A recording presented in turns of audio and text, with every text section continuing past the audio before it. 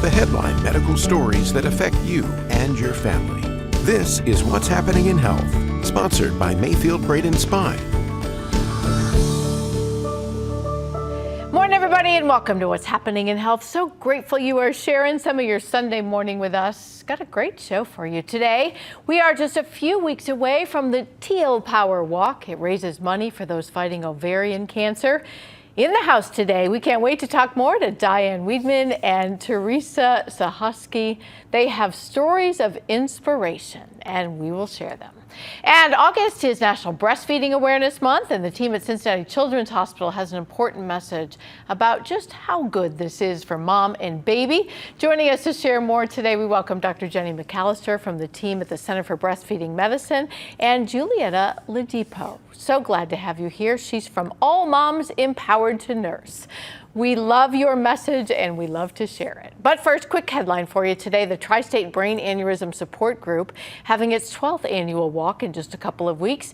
An aneurysm is a bulge or a vessel in the brain that can burst due to weakness in the wall. The group supports those living with some of the potential complications. They work closely with neurosurgeons at Mayfield Brain & Spine. And the annual Walk for Awareness, its largest fundraiser, is September 27th. It's at Fernbank Park. Tickets just $10. That's a donation. We have registration details on our website if you'd like to show up and support them or donate. It's at what'shappeninginhealth.com. All right, on to our top story this half hour. A young mom who was told her only option was amputation, saying a big thank you today to local doctors. Meg Bungenstock needed a new ankle because as a preschool teacher, she could no longer walk, stand up, or put pressure on her lower limb. I just started having pain, and it continued to increase as time went on. By the time Meg got to see Dr. Robert Colwin, an orthopedic surgeon at Ohio's Christ Hospital, it was very clear that something was really wrong. So wrong that, as Dr. Colwin showed me on these images, she'd been told by other medical teams her only option was amputation or removal of her lower leg. It was all due to something called avascular necrosis, and it looks a bit like a strange fracture in X-ray, but with advanced imaging, CT, MRI, you look and you can just see that the whole bone is dead. That led her joint to completely collapse. It's this bone right here. So you can see that basically everything in this entire part of the ankle and foot relies on this bone. And so the journey began. Dr. Colwin knew in order to perform surgery to rebuild her bones, he'd need to create a joint that didn't exist, surgical tools to implant it, and a roadmap for a procedure that he and his team had never before performed. So he started by printing a 3D image of the good joint on her other side. And then after removing the bad bone, and we replaced it with this. Eventually, the team built one of these. It's made from cobalt chrome. It's now approved for use in patients with this condition under a humanitarian device exception. I was in a pretty dark place. And even though Meg and her husband Derek were nervous, I really believed that he could do what he said he could do, and he was right, and it's great. Sure enough, what you see on these images eventually led Meg to be able to walk again. I don't have any pain at all, which is really tremendous and wonderful.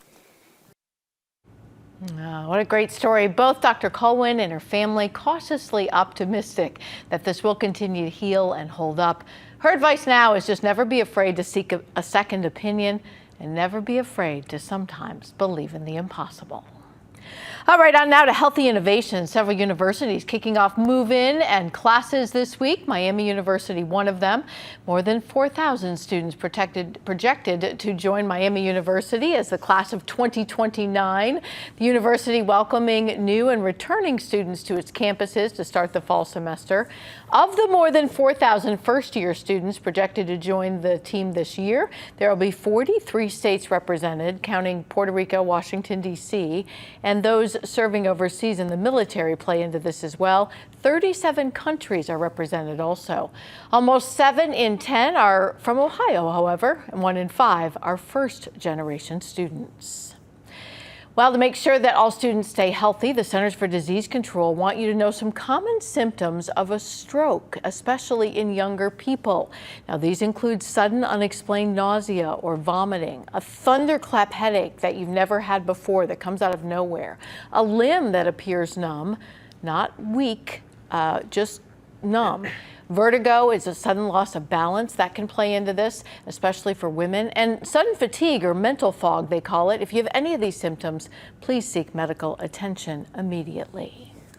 All right, just ahead, what are parents' top concerns when it comes to kids? We're going to tell you about a new poll in our Ask a Nurse. And Diane and Therese joining us. They're going to tell us how we can all support the teams fighting to save lives from ovarian cancer. It is next on What's Happening in Health.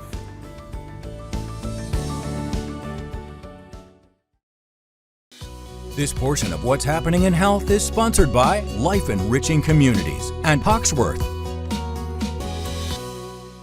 In our Ask a Nurse segment, we ask about the overall health picture for children. New poll says in the U.S. it is declining.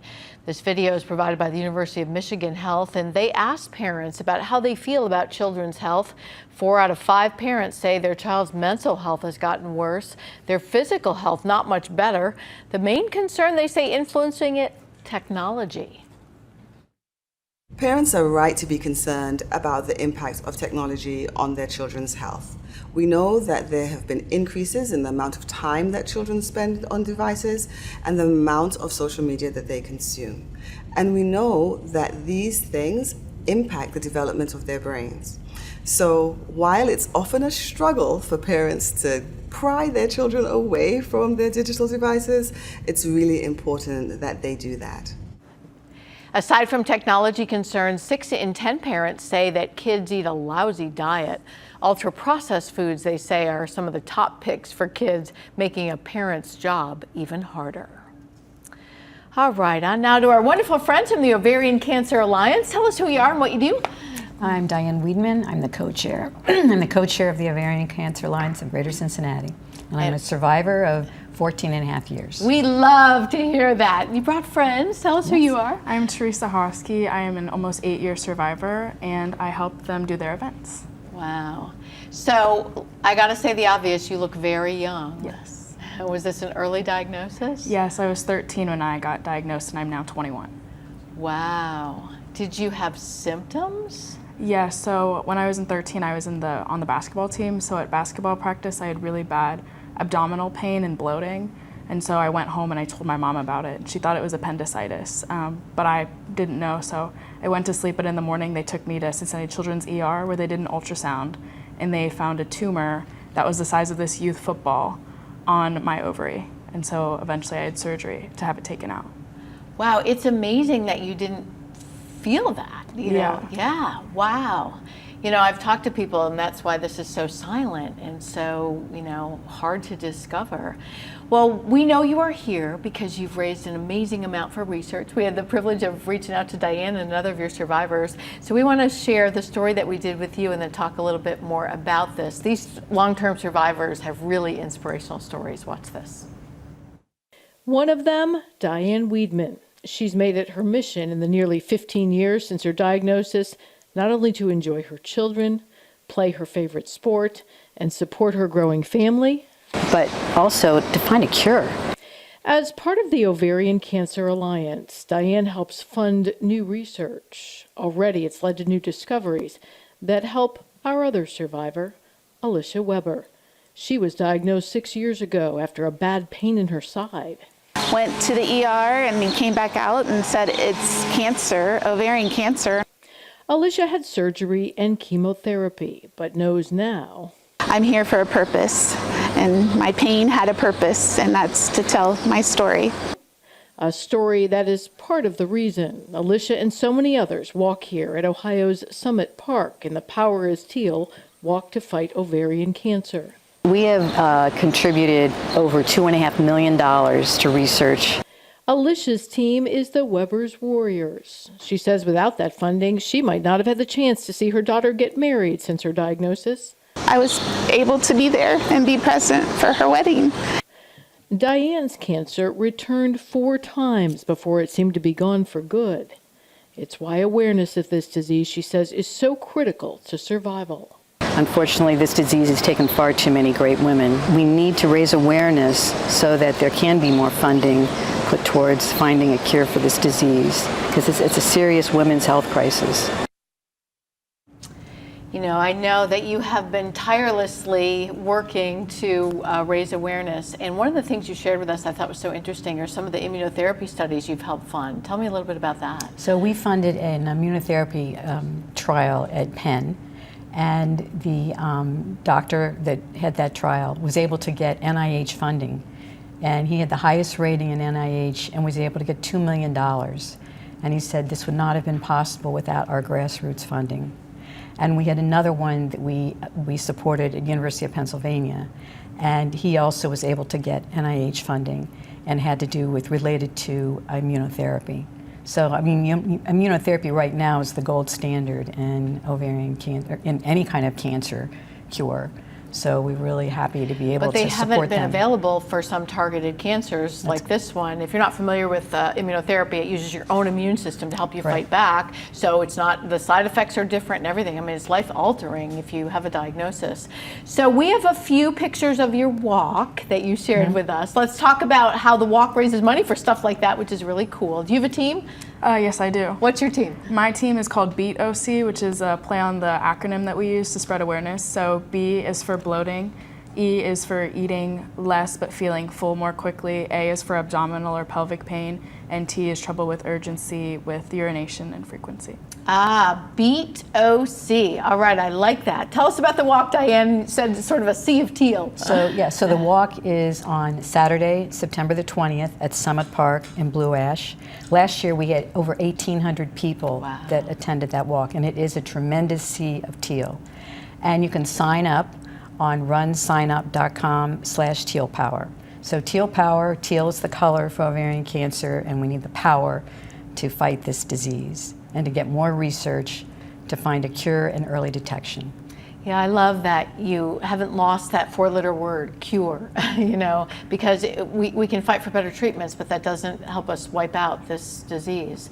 So when you have gone to that, what do you feel when you see all these people supporting you and other survivors? It's such a sense of empowerment, especially since I'm one of the younger survivors. So I always have the older survivors come up to me, and it's a really powerful moment to be everybody all there and supporting, to see friends, family, and even dogs are there just supporting the cause. And it feels really great to just have that community support. Yeah. So while you were saying your team, Diane actually sent us a graphic with that beat on it, and I love the way you said that, because these are so subtle. Like, who doesn't have bloating as a woman, you know? So tell me a little bit about like things that might make them a little different. Does that make sense? Yeah, so for me, I had already had my period at 13, so I just thought it was that time of month where I was bloating, and then maybe just blew up a little bit more than normal. And the abdominal pain, I just thought maybe it was some period cramps or something like that. And then only later did I realize that I was also having trouble with frequency. But again, these things are just so normal. And I think you just really have to pay attention, especially when you're not in your cycle, just to know your body more and to know what's normal versus what's not. Yeah, yeah. All right, we want to put up the information about the walk so that we have all the details, the dates. We also have a link at what'shappeninginhealth.com. Dan, I want to give you the final word, because one of the challenges I think happens with this disease is people are uncomfortable talking about these kinds of female symptoms. You think that's part of the problem? I think it's not only that. I think that the symptoms that Cerise just talked about, they send women to, I went to a GI doctor, or they go to a primary care doctor, or maybe they go to a gynecologist. And these doctors aren't often thinking about ovarian cancer. So they may be treating the symptoms, but they're not looking for the cause. And that's why 85% of the cases aren't diagnosed until stage 3 or stage 4. And therefore the survivorship is only 46%, which is the worst of all cancers. And that's why this is such a crisis. So it's not only that, you know, women may, as Therese was saying, just put it off to, oh yeah, every month I feel like that. And you know, they're very subtle, but they're very deadly. And they may not be going to the doctor correctly and saying, tell me, show me that I don't have ovarian cancer. And that's what we want to do, is give women the power, give them the knowledge and the power to themselves be their own healthcare advocate, to go to their doctor and say, I think I might have ovarian cancer. Can you do the test for me? Which you'd never want to think, but that is such a wise statement. Yeah. Yes, and thank you for putting a young face to this. Thank you for putting a young face to this also, because Diane's been dealing with this for such a long time, and you know, it is an impact. It impacts young women. Yeah, it really does. We are so grateful to you guys. We will continue to put the word out there. Once again, that's coming up on the 20th. You can go to what'shappeninginhealth.com. Bless you. Thanks for being here today. All right, just ahead, making an impact by giving blood. We're going to hear why a local man says he's made donating a long-term priority. And our breastfeeding friends from Cincinnati Children's Hospital, Dr. Jennifer McAllister, Julietta Ladipo, all here from Moms Empowered to Nurse. They're going to tell us what we need to know next on What's Happening in Health. This portion of What's Happening in Health is sponsored by Miami University, the Vein Center of Cincinnati, and Lindner Center of Hope. In our Donor of the Week this week, we feature a man who has been donating blood for nearly 25 years. Roger Celia from Amberley Village was asked to participate in a blood drive on UC's campus many years ago. After that, he said he became a regular donor. Says the process is easy. He says he loves knowing where his blood goes after he donates. They told me that my blood, after it was processed, was going to Children's Hospital for 2 surgeries. And I started to cry. So when you have that kind of experience and you know that it's going to be used and people's lives are going to be improved and saved, how can you not do it? Hawksworth has a great opportunity for you, too. If you want to donate on Thursday, August 28th, you get this year's WBN 2025 fireworks shirt. Just stop by any of the neighborhood donation sites. You have to do it that day, though, but every year they're different, and I know people collect them. Number to call if you can make an appointment, 513-451-0910. All right, on now to our friends from Cincinnati Children's and supporting moms who breastfeed. August, National Breastfeeding Month. Hello to you. Tell us who you are. I'm Jenny McAllister. I'm a pediatrician at Cincinnati Children's and also an international board certified lactation consultant. So you're pretty passionate about breastfeeding? I am. It's one of my main research goals and my clinical passion as well. Where did that passion come from? I think it started early in my career. I always loved working with newborns. Even before I had my own children, I just loved breastfeeding in general. I was also an anthropology major, and so I think just kind of how human milk is designed for humans, I think that has always resonated with me. Yeah, it is interesting how we are fearfully and wonderfully made. Yeah, yes. And we have that ability to just care for the most vulnerable in that way. Yeah. And we have our wonderful friends here who are also fans of breastfeeding. Hello to you. Remind us who you are and what you do. Hi, my name is Julietta Ladipo. I am a program manager for All Moms Empowered to Nurse. We are a peer-to-peer breastfeeding support group. We started around 2017 in Avondale, originally as Avondale Moms Empowered to Nurse, as that community had very low breastfeeding rates. Since we have expanded to the tri-state and are All Moms Empowered to Nurse with about 40 peer guests on our call weekly from 3 to 5. And we started out as an in-person event once a month. So yeah, we just recently had our 300th meeting with about 6,000 participants since 2017. So. No kidding. Boy, what a wonderful thing to see that that's growing, which shows you that the need is there. Yes. So we know that part of the power is always in education and learning how good this is for you, which makes you want to for you and baby, makes you want to overcome barriers. And I do want to just take a quick second because yesterday a new study came out on breastfeeding and it shows a link to good health long after the baby is grown. There may be yet another reason they say for moms to consider breastfeeding, and this one is for both baby and mom. It appears breastfeeding reduces mom's risk for a heart attack, even decades later. Those passionate about breastfeeding, such as Dr. Elizabeth Arleo, the author of the soon-to-be-released book, Bye Bye Mama's Milk, which is about a compassionate transition for mother and baby when they come to the end of breastfeeding. say this just adds to the list of why she chose to breastfeed all of her children. The research, she says, has always been strong on how it helps baby, including a stronger immune system, decreased childhood infections, and many others. This new study, led by a research team at the Ohio State University Wexner Medical Center and College of Medicine, found especially those diagnosed with diabetes in pregnancy may lower the risk of certain heart concerns. Dr. Kartik Venkatesh, the senior author of this study, told me that means that breastfeeding has a powerful impact on decreasing your risk of having a heart attack, stroke, and this impact is, decades after, you were postpartum and pregnant. By studying the predicted risk for heart problems in more than 4,500 women at both 10 and 30 years after delivery, researchers discovered the lifetime risk of cardio complications is lower in those who breastfeed compared to those who do not. As for potentially why, Dr. Venkatesh says it may be the breastfeeding mechanism itself that is so powerful. With regard to inflammation, oxidative stress, your lipids or fat cells in your body, they're all being positively impacted through breastfeeding.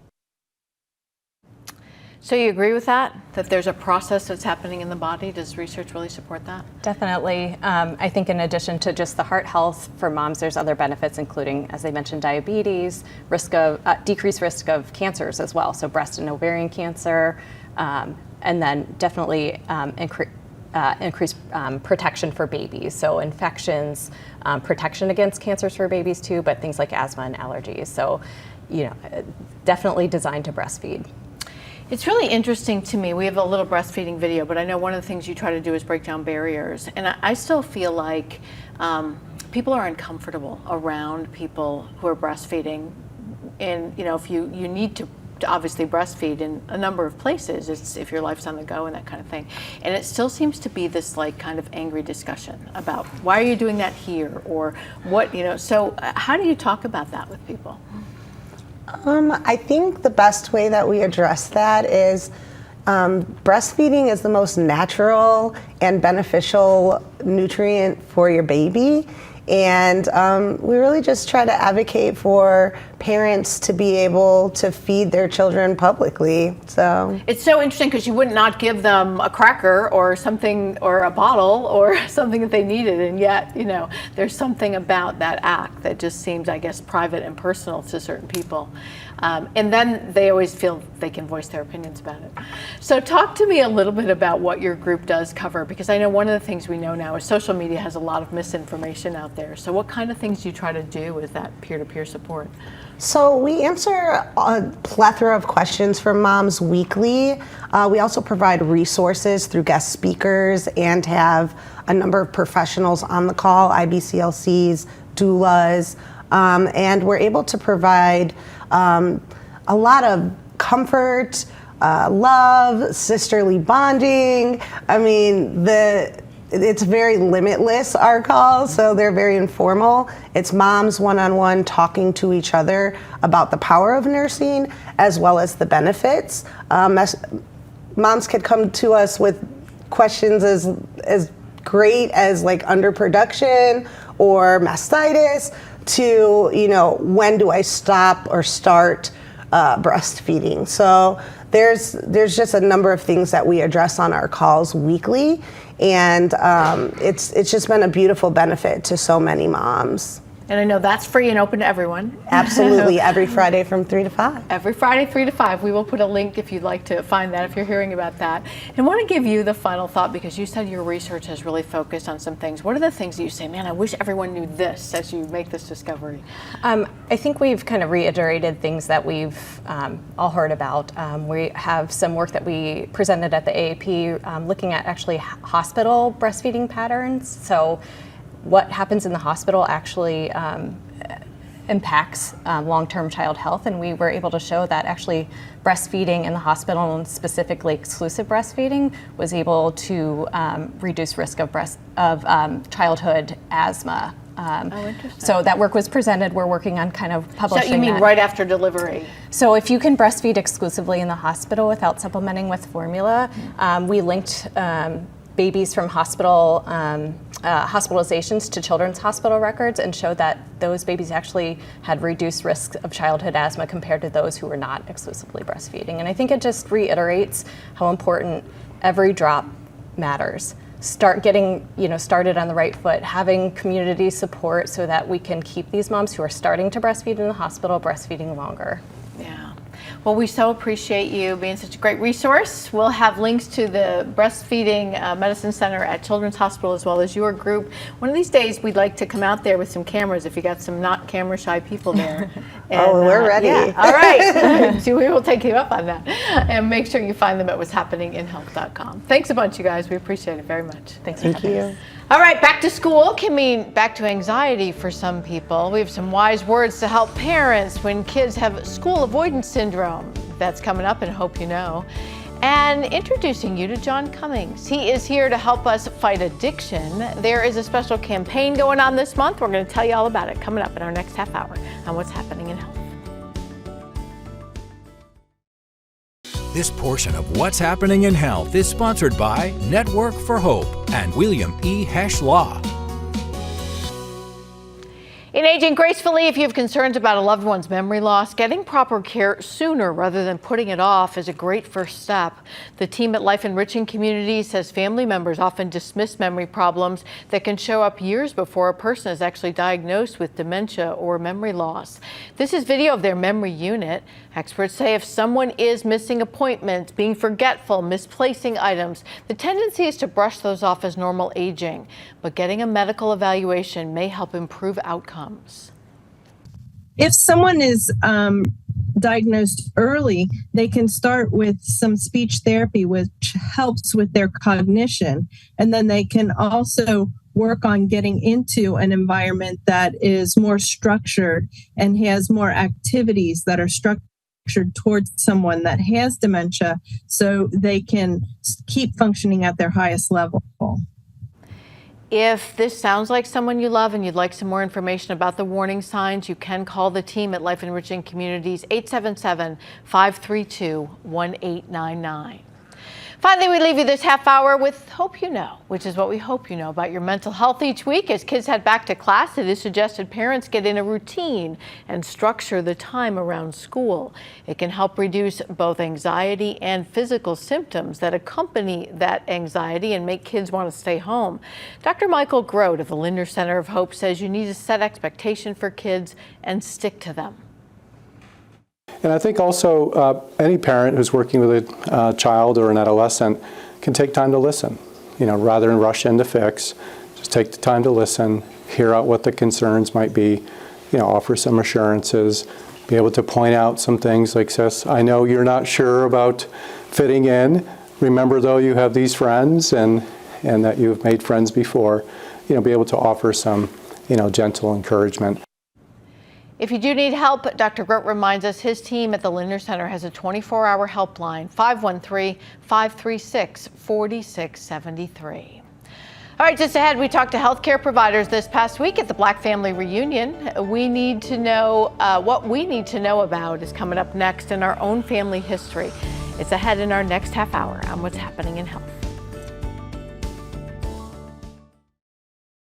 The headline medical stories that affect you and your family. This is What's Happening in Health, sponsored by TriHealth. Welcome back, everybody, to our second half hour here on What's Happening in Health. We are so grateful to have you here and staying with us on this Sunday morning. Coming up, it is hard to believe that a new variant of COVID-19 is on the rise. We have a new warning about why you don't want to get that variant this season. Plus, maybe you want to help turn the town purple or light up purple. We're going to share why your neighbors and your friends are choosing to show support with these pretty lights and what it all means. John Cummings is going to help us do that. He's here from the Mental Health Recovery Board of Warren and Clinton counties, and he says this simple gesture could impact families and lives. But first, our top story today has to do with a few things we learned from Dr. Thomas Shockley. He is TriHealth's Chief Health Equity Officer at the Heritage Health Equity Officer, and we talked to him at the Heritage Breakfast, which was part of this year's Black Family Reunion. So lifestyle and genetics have a large percentage in your ultimate determinants of health. So if you are born to a diabetic or someone with hypertension, that automatically is going to increase your risk. Based on your overall, I'm going to say lifestyle, that will ultimately determine how your outcome will be and your long-term prognosis. So it doesn't mean that you'll definitely get it, but there's certain things that you can do and you need to be aware of those things. It begins with a healthy diet, and we can all do that. It's sometimes difficult for those who may live in what we know as food deserts, and that's one of the things that we at TriHealth are anxious to make an impact in with food pantries, but also connecting patients to resources in the community that can help with that. Secondly, exercise. Exercise is critical, and when I say exercise, I don't mean you have to join a gym. You can do something as simple as walk. You can do something as simple as a video that you can do at home on your phone. I'm going to give you the health habit. You tell me why it's important, okay? Why is it important to have a primary care doctor? The primary care doctor and an annual visit can not only help with the screening and detection of things like diabetes, hypertension, heart disease, but also there is a plethora of education that your primary care doctor can provide to you relative to things that can impact your lifestyle to make it so that you're likely to be healthier in the long run. The other reason it's so important to have a primary care doctor is because they serve as a quarterback for other health needs that you may have. Why is it important for me to have health screenings, and what are some of those screenings? Yes, so health screenings are critical for early detection, and one of the health screenings that we always talk about is blood pressure. It's very simple to take your own blood pressure, and this is something that many people do at home. And your primary care doctor, in many instances, will give you a prescription for a blood pressure cuff if they're concerned about your blood pressure, and you can do that at home. Diabetes, hemoglobin, A1C. So when you hear people talking about A1C, that is a screening tool to detect your blood glucose or determine whether or not you have diabetes. If you have questions about anything you just heard or you don't have a primary care doctor, you can call 513-853-2100.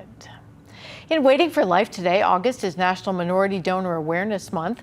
Our team from Network for Hope joined us recently to share a little bit more about the need for organ donation. They told us previously on this show that donations are especially needed in African Americans, and it's because they have a higher risk for kidney disease due often to complications from high blood pressure. Some other populations also have these concerns, and they say you need to keep your numbers in check. They also say that if you have certain programs you can attend or you can look online for more information, it may help you learn more about your own risk.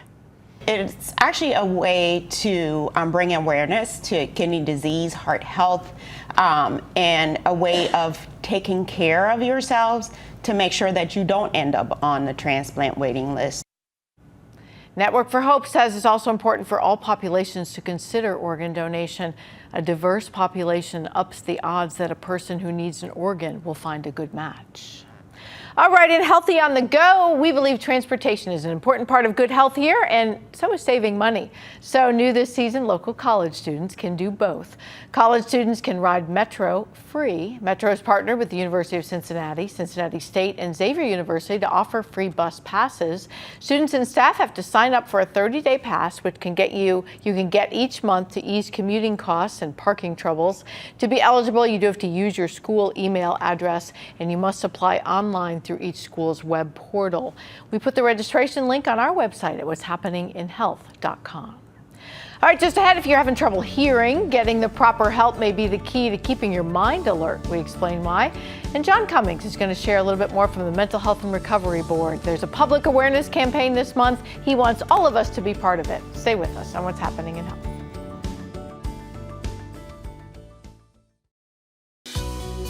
This portion of What's Happening in Health is sponsored by Metro. In You're So Vain today, there is new research about some of the long-term impacts of COVID-19. Definitely impacts your vascular system. A study published in the European Heart Journal suggests COVID can age blood vessels, causing some of them to become stiffer and raising the risk of a heart attack and stroke. Study found people who had mild cases of COVID can still have these stiffer blood vessels. And one important thing to note from the study is that this effect was significant in women. They did not find the same details in men.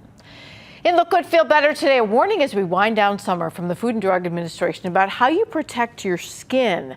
We still likely have weeks of summer sun, which can damage the skin in a number of ways. It also raises your skin cancer risk. So the FDA is putting out warning letters this week about several companies that market what you see here, sunscreen products that use a mousse-like formulation or a whipped formula.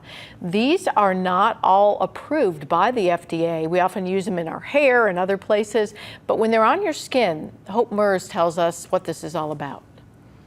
If you think of a mousse, like even for, your hair or any kind of other cream, it puts air into it. So that might not be as comprehensive as a block on top of the skin.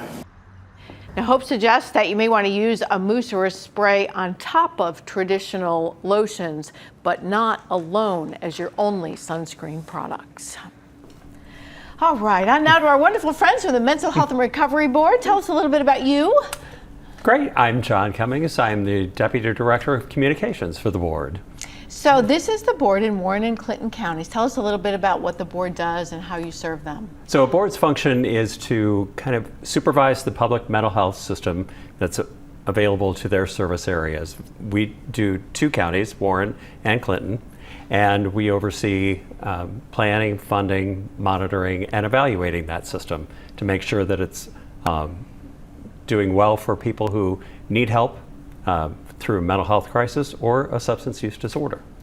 And I know you've been passionate about this for a long time, and so you reach out to us because August is Overdose Awareness Month. Yeah, so what does that mean? We're hoping that people will just bathe the region in purple to help draw attention to overdose and the hurt and sometimes pain that it causes, but also give some hope to the people that survive overdose as well.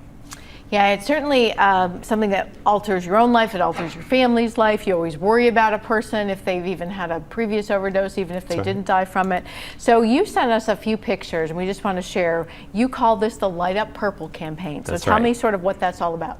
So the whole intent is purple is the official color of Overdose Awareness Month, and we've asked people to do just the simple task of putting a purple light bulb in their porch light, or light up a business, or light up some sort of landmark throughout the communities that they live in or serve, just to draw awareness to overdose and the need for helping people, making sure that people have the resources to adapt and move forward or and recover from that overdose as well. Has it been well received? Have you seen a lot of purple? Yeah, it's been really nice. We've gotten these wonderful pictures from people who have taken the time to draw attention for their neighbors too, and they've recruited neighbors to participate too, to really start the conversation about what overdose does and what its effects are in the community.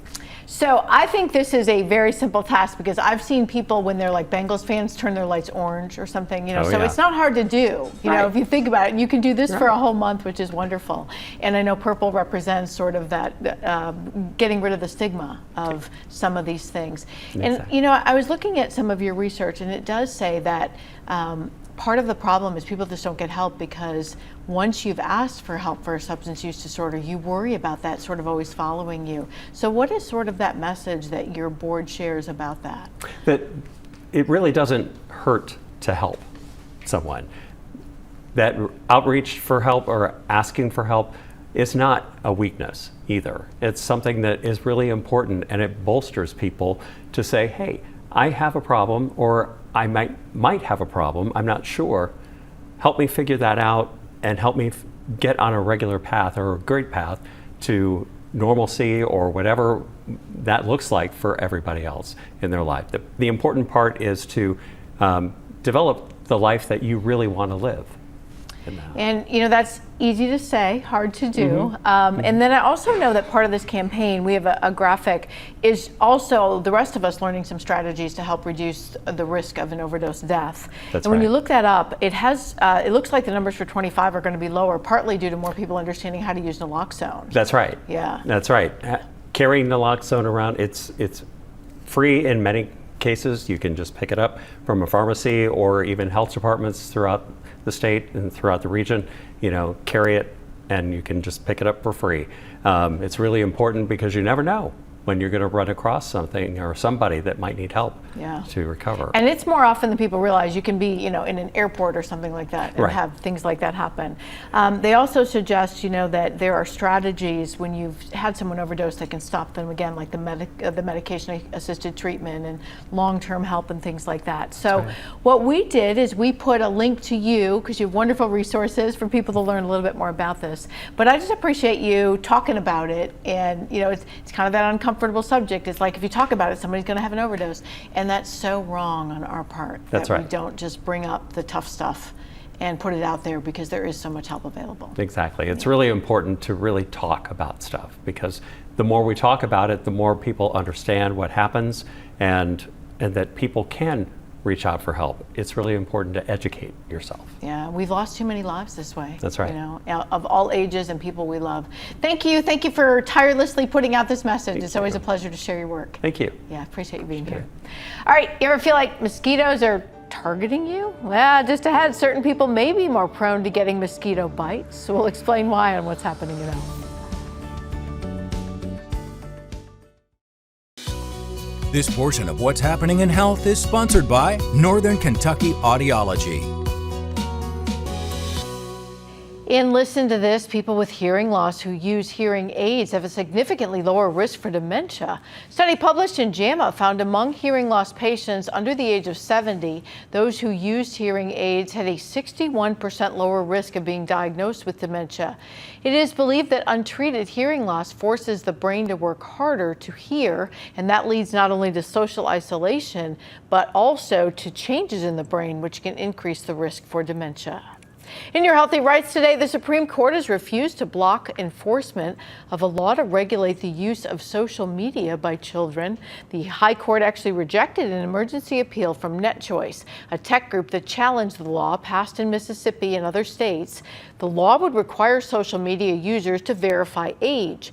NetChoice says the law threatens privacy rights. Research has shown, however, that young people who use social media do have an increased risk of depression and anxiety. Supporters say the law is needed to protect young people.